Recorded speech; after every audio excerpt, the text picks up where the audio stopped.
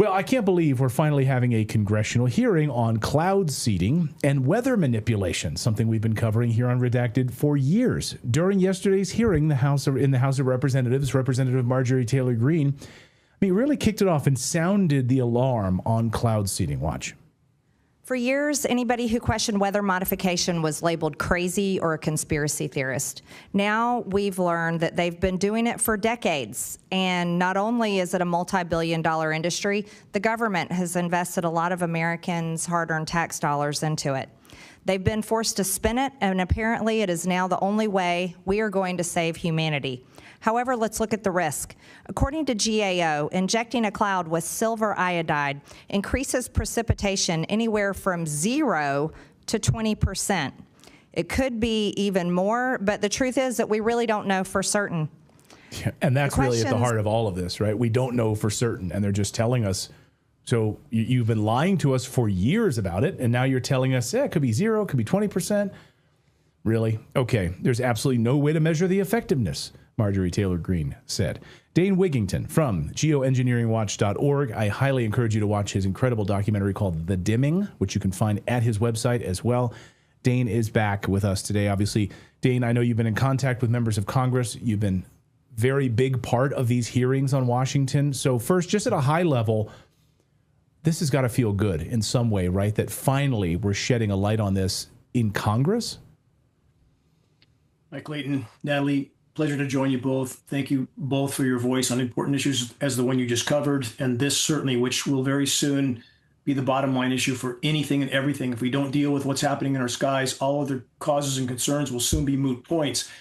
I wish I could share the upbeat feeling some might have about yesterday's meeting. In fact, that meeting, because it lacked credibility in so many ways, moved the fight backward, not forward. Oh, no. And unfortunately, Marjorie Taylor Greene, and there's many state representatives that tried to reach her on behalf of geoengineeringwatch.org for the last 2 months, and their team, their group would not respond. And her, even with her intro that you just played, conflated climate engineering and cloud seeding as being one and the same. They are not. It's an ant compared to an elephant. So she did more to muddy the water in yesterday's meeting than to move the fight forward. Further, MTG went on to claim that this administration has been, quote, transparent on this issue, that Lee Zeldin has been transparent on this issue. All Lee Zeldin has done is regurgitate the official denial that this is just condensation in our skies, and other top administration officials have claimed that this is just a jet exhaust issue. It's just in the jet fuel, which is a blatant lie. We have up close, none of this information, which I'm about to state, was covered by Ms. Greene. She was discussing the cloud seeding airplanes that disperse perhaps 4 or 5 pounds of silver iodide, never mentioned a military tanker like a KC-135 that can dump 100 tons of extremely toxic aluminum, never mentioned in a single payload. 40 to 60 million tons a year annually dropped based on hundreds of lab tests that we took with University of Minnesota. So we're not guessing. We have up close photographs of the nozzles on these aircraft on the wing pylons to make this look like jet exhaust. Again, we're being blanketed with toxic elements. None of that brought up. And she further then implicates, again, regurgitated ridiculous denial. Lee Zeldin did the same. The Make Sunsets group, which was 2 PR clowns from Silicon Valley that launched 147 balloons. It would take literally, mathematically, because of the amount that those balloons carry, 10 grams, it would take 10 million balloons to equal one payload from a U.S. military tanker. None of that discussed. And in fact, and I'll leave it at this, Clayton and Natalie, most of Marjorie's meeting yesterday was a discussion of her disbelief that there's anything wrong with the planet at all.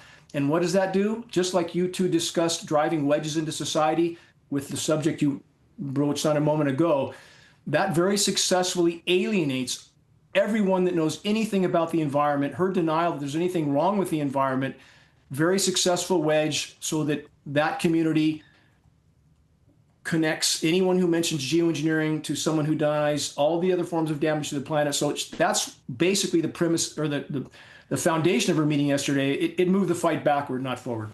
Jeez. But she is introducing a bill in order to either stop this or get government transparency. What do you think of her legislative efforts? Again, a bill that will never pass when her lead punch is to alienate half the people we need to vote for that bill. And that's exactly what she did. So again, although I know and recognize all these state bills, and I'm working with, as you two correctly stated, numerous state legislations, I'm going to be remoting in to give testimony in some of these states to make sure they stay on a correct compass heading. And even though we know the bills already passed have not stopped these operations, they still matter symbolically. But in order to pass that bill, you don't make your lead punch to alienate half the people we need to vote for that bill. So for MTG to state that the damage to the planet already done, much of it from climate engineering, in fact, paradoxically, is just a, quote, hoax, again, immediately alienates everyone that knows anything about the environment. And as far as a hoax for MTG, perhaps she should consider that right now, today, we've lost 80 to 90% of Earth's insect populations. Climate engineering, a huge part of that. It's destroying the ozone layer. No, it's not getting better. So we're being bombarded with intense UV radiation. It's killing plankton, insects across the board. 80 to 90% drop today, right now. Wildlife populations down 75% in the last 40 years alone from an already depleted population. And Natalie and Clayton, you guys have heard about the bees this year, correct? Yes. 70% decline. Sounds bad, is bad. But what's the real story? Again, that's a 70% decline of a population that was already down 80%. So we're down to single-digit percentages of the population of pollinators, and that's being passed off as a hoax. Again, those kinds of statements will alienate so many that we need in this battle. So she didn't build bridges, she burned them. And it's really unfortunate that she cannot distinguish, or the meeting did not distinguish, the difference between cloud seeding and climate engineering. Again, completely different animals. And we do know that climate engineering on that scale is extremely effective. From Project Popeye in Vietnam, this is historical record, so successful at completely altering the hydrological cycle that in 1976, global environmental modification treaties were passed to forbid weather modification in wartime, but not over a country's own population. So we absolutely have historical record. But the reason that meeting was so weak, so incorrect, and so not credible was because they were intermingling these two issues which don't belong together. And we had what amounted to carbon fuel industry lobbyists there that were, and also those that were denying any efficacy of weather modification, cloud seeding, which is not climate engineering. There was no solid compass setting in this meeting at all, and most of it was a debate about whether or not the planet is damaged. And again, anybody who doesn't realize we've damaged the planet is simply not awake. I know. I was so excited, and given the news cycle, I didn't get a chance to watch the full hearing, and so I was feeling positive about this. Finally, we're getting some answers in Congress. Finally, this is transparency in front of the American people. But you're right. It seems like we've taken a huge step backwards here to conflate these two issues. Can you maybe lay out how she's making this mistake from climate engineering and the cloud seeding piece for our audience that might be uninitiated? Again, it's imperative to understand the difference. We are literally comparing an ant to an elephant. So if we look at a single engine propeller driven airplane, which is the localized, publicized cloud seeding operations, they may disperse 4 or 5 pounds of material in a single flight. A military tanker like a KC-135 can carry 100 tons of highly toxic nanoparticles, starting with aluminum, a primary element named in climate engineering patents that showed up in every single rain test we've done over many, many years. Again, aluminum toxic to all life forms, no exception, period. All they discussed yesterday was silver iodide. And to leave out the core components of climate engineering in this entire meeting, it almost, either it was a cluelessly set up meeting or there was some other agenda going on. And regarding even the events of the last week that you discussed before this exchange, I would argue all of it's connected. The biosphere is literally collapsing right now. So for MTG to have her lead punch be a total denial of that, and the desperate moves the power structure is making, and again, what happened on September 10th was truly a desperate move by the power structure, inarguably.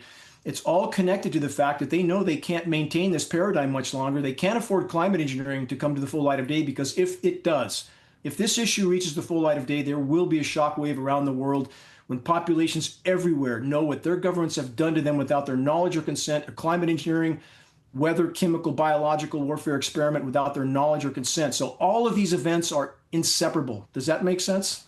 Yeah, no, it absolutely does. And, you know, I can only hope that members of Congress are somehow, I don't know why they're ignoring one of the premier experts in the world, yourself, and purposefully obfuscating this and trying to hide part of this. It doesn't make sense to me. But we see this repeatedly with congressional hearings. I mean, individuals are brought to Washington and they are just like sandbagged. Friend of the show, J.J. Carroll, former Border Patrol agent, he said it was the worst thing he'd ever done, was going to Congress and testifying because it was all a clown show.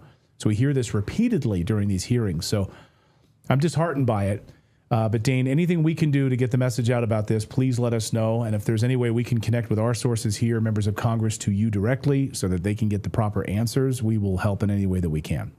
Credibility is key. And again, we know that from photographs online that MTG was closely connected to one of the groups that's advising RFK, who has also pushed the narrative that this is just jet fuel, jet exhaust. That's a regurgitated official denial.